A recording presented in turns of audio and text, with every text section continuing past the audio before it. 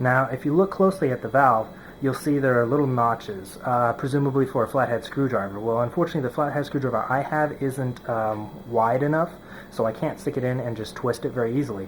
I have to kind of leverage it from the side, and I'll show you what I mean.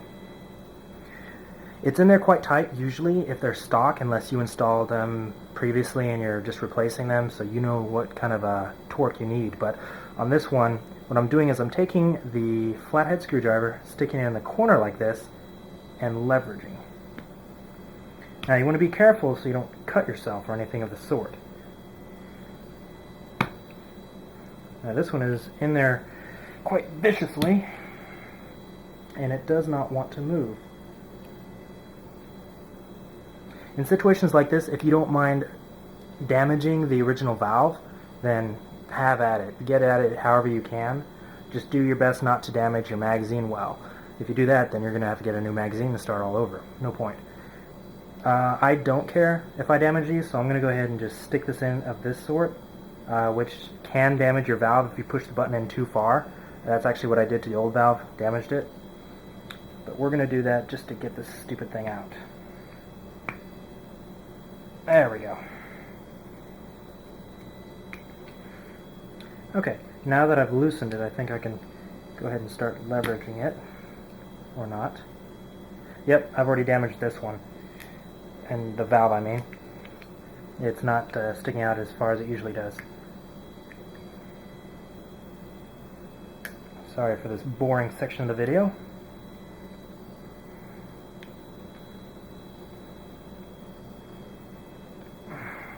That's in there pretty good. There we go. Once you start turning more freely, then it's a bit easier, obviously. Okay, so what I meant by getting leverage on this thing is, now that I've loosened this up, if I didn't need to go to that length of force, I would have stuck the screwdriver here in the side, one of the notches, and just kind of twisted it like that.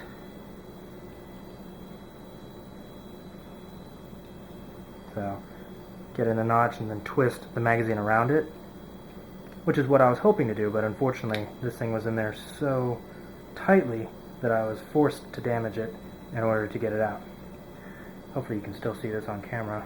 Can't exactly see what the viewfinder shows.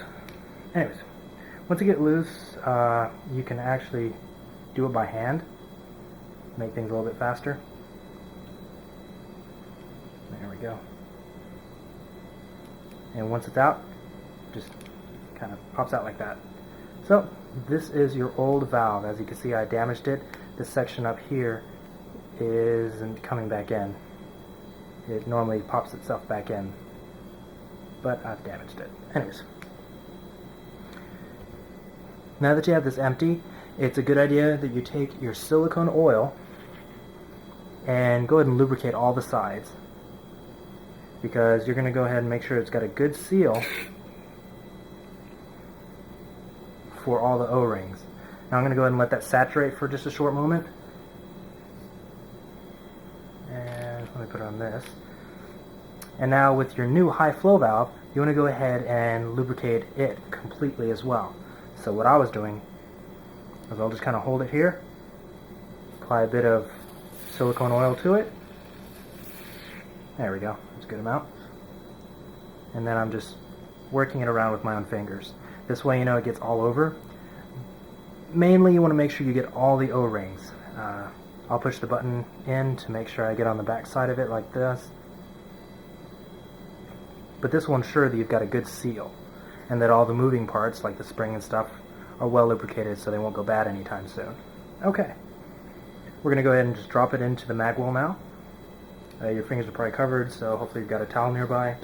Me, my shirt is just fine. Using your fingers again, go ahead and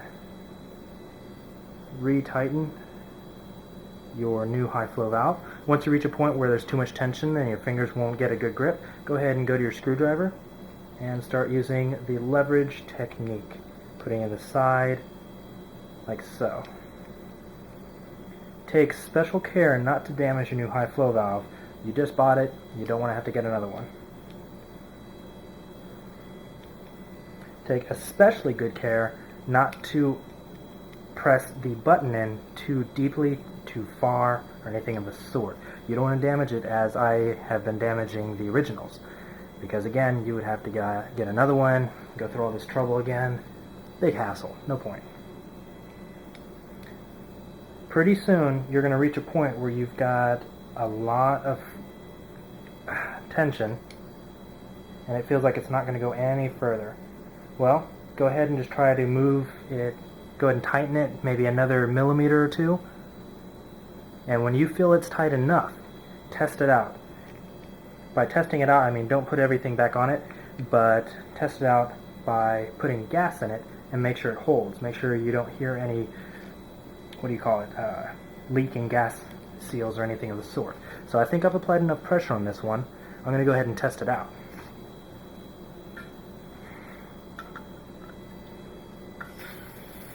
It's cold. Okay, I think it's holding gas now. Go ahead and listen to it. I don't hear any leaks. Press the button to make sure it's actually holding gas. Oh good, it was. Alright. So, you have now installed your high flow valve. Now go ahead and start putting everything back together in exactly the opposite pattern that we did earlier. So the first thing is, make sure you've got your shell ready. Let's go ahead and start putting this together. So the first thing that goes in is the BB guide. It goes in on the M945 like this, where there's a little lip right here that goes around the thinner wall and just slides freely like that. And the next piece that goes in is going to be the little stopping latch that goes on the very bottom here. Actually, go ahead and put that one in first, because you'll probably have to work it with a flat edge to make sure it goes in a little hole like that. Okay, now that I've got that in the bottom, I'm going to go ahead and put the guide in. Next thing is we're actually going to slide it into the shell before we get around to putting the spring in. We need the shell to hold the spring in place as we're putting it all back together.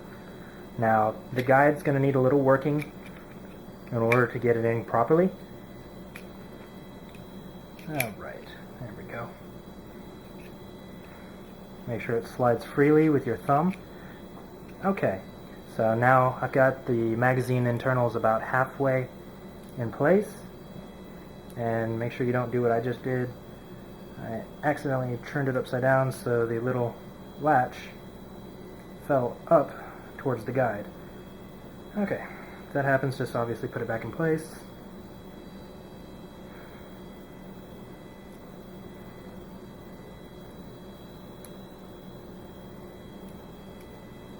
There we go. Okay, now keeping the magazine semi-upright at a slight angle, go ahead and take your spring and you're going to slide it in towards the guide. And the spring is obviously longer than the magazine well, so you're going to use your thumb to pull in the slack so it doesn't bow out. And once you get it all in, keep your thumb in place, otherwise it'll bow out, possibly pop out. While you've got your thumb in place, start easing your mag internal back into the shell. And at some point, it'll be back in. Make sure that your BB guide is working smoothly. If you need to, add a little bit of silicone oil to it. Alright,